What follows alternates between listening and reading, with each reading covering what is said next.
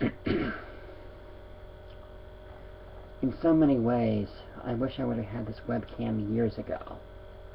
If I had, a lot of the movies that I've wanted to review this way for years, they would have already been on here.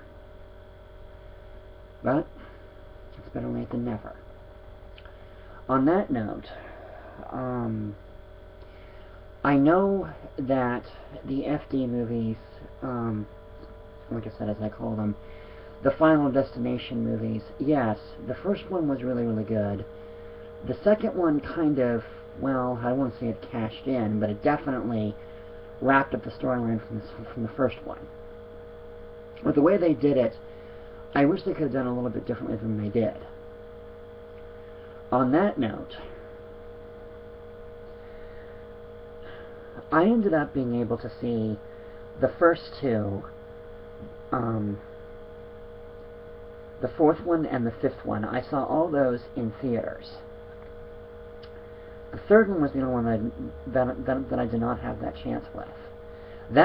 Having said that,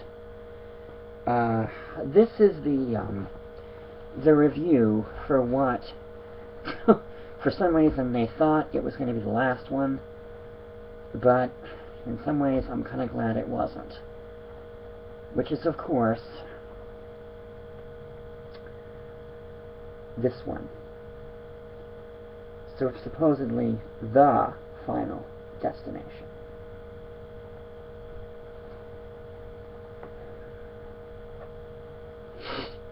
Now, as I said in my review for the first one, I do have plenty of, I've got a little bit of I mean, I don't have many complaints. I mean, my biggest complaint about this one is that it's the shortest, and just like the second one, also directed by David R. Ellis. We have a few characters that are just very, very hard to care about. We've even got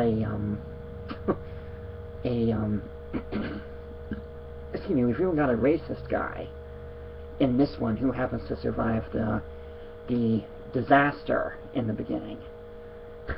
And if you thought the disaster with the airplane was catastrophic, well, even if you like watching race cars and all that stuff, after seeing this movie, you may never want to go into a race car track again, because you never know when something like this could really happen. That's one thing I've always liked about these movies, is they kind of put people in everyday situations, which kind of makes it a little bit easier to be a little bit more intriguing, at least in my opinion. Because when you're dealing with movies like this, you generally do have someone who's in a costume and carrying a weapon of whatever kind, whether it be a machete, more or less a machete, claw hands, or even just something simple as a knife. The problem with those kinds of movies is that after a while, as good as they are, they too can lose their effect. But it just depends on your point of view, I guess. With this series, though, this series to me is a lot better because it puts people in everyday situations that they wouldn't think twice about doing some of the things that they do. Even though with this one and the second one, I couldn't help thinking, I mean, how could anyone be so flippin' careless? I mean, yeah, they may not look very realistic, but at the same time, it's like, you can't help thinking, oh my gosh, how could they be so flippin' careless? Because in the first one we had, when the teacher was killed in that explosion, the characters in this one and the second one, some of the characters are so much more careless. You can't help but go, what did I miss? And why? What did I just see? And did they really just do something that stupid? I'm sorry, I can't help it. I mean, it's like one of those things you can't help asking yourself. Because not only are the death traps, I mean, yeah, the first premonition in this one, oh my gosh, That was pretty catastrophic.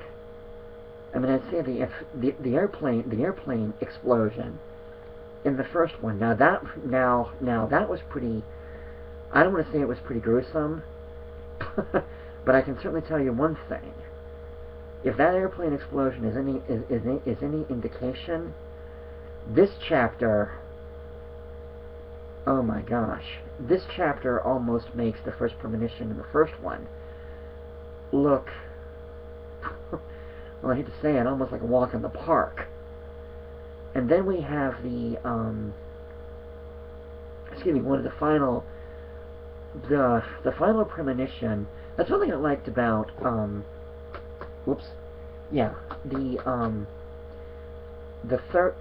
third one, the fourth one, and the fifth one. They all have, they have the premonition in the beginning, and then they have another premonition in the end that is, well, to say the least, pretty destructive. And those aren't bad either. The only reason why I'm not doing FD 2 and 3 at this current moment is because I want to get these out of the way first. The fourth one and the fifth one first. And then we'll get to 2 and 3. And we'll get to those later. But I can tell you this. The final premonition in this one,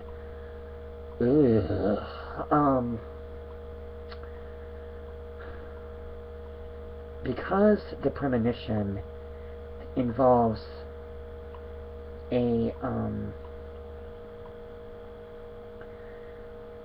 I don't even know if I should call this a spoiler, but I can tell you this. The creators were under the impression this was going to be the final chapter in the series. And therefore, they were going to go all out. And they did. Big time. In fact, you might even say, if you're pardon the expression, they finally said, we're going to go out, and we're going to go out good. We're going to go out with a bang. Or, if the final premonition is any indication, it wasn't just a bang. It was a kaboom, to say the least. Now, in my hometown, we do not have many shopping malls quite like the one in this movie. But, oh my gosh. After watching this, you may want to think twice about going into those big shopping malls again.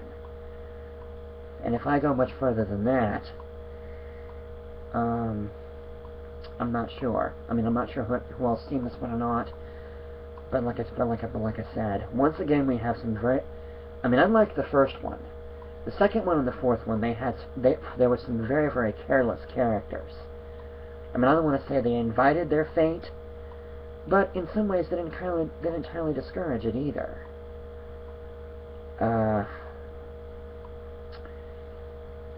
If you enjoyed the first three, this one's definitely worth a look, as is the fifth one, which I'll probably get to either tonight or later. So, just check it out. Keep me posted. Thank you.